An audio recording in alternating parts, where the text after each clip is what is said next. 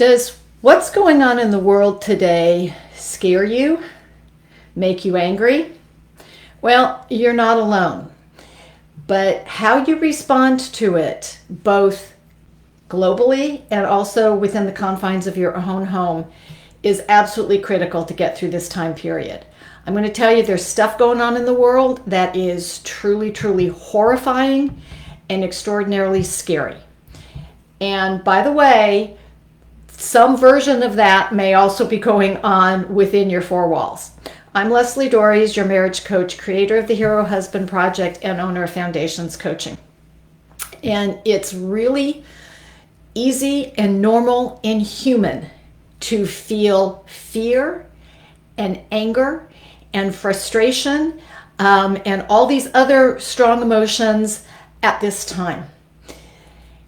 What is going to make the difference is not giving into those emotions. So whether somebody's cut you off on the highway, whether your wife has said something that has hurt your feelings, whether we've got racial comments, anti-Semitic comments, all of these things going on, the normal human response is to react in either a fight, flight, or freeze mode. And that's normal, and we can't stop that from happening. But what we can do is take a pause. And the key to moving forward in a healthy and productive way is to be able to listen to understand. Now, please do not get me wrong. When I understand somebody's position, that does not mean their behavior is okay. Please be clear about that.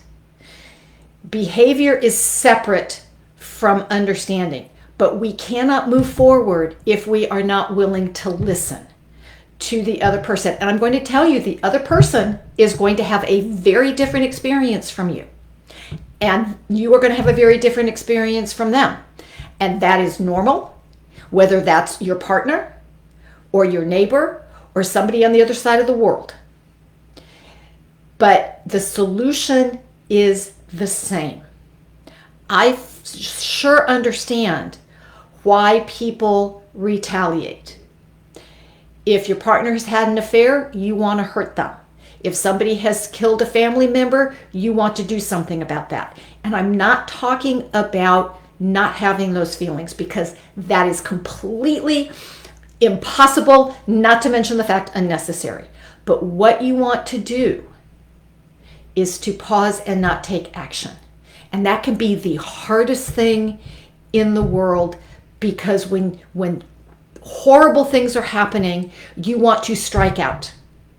It is very hard to gather stuff up, sit down, and be willing to listen to the person who is causing the pain. And I'm not saying that we can all, I'm not doing kumbaya, I'm not doing any of this crap. But what I'm saying is retaliation does not solve the problem. In fact, it just perpetuates it. And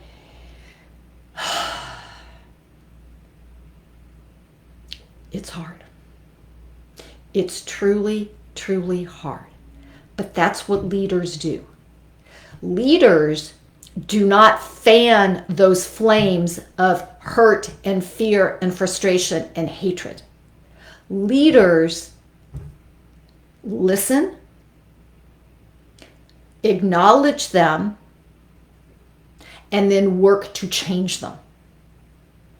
Because when we sit down and talk to our enemy, whether we think that's our spouse or somebody else, it opens us up to compassion. And I'm saying, I understand why people might go, Lesli, I don't feel compassionate right now. I get that.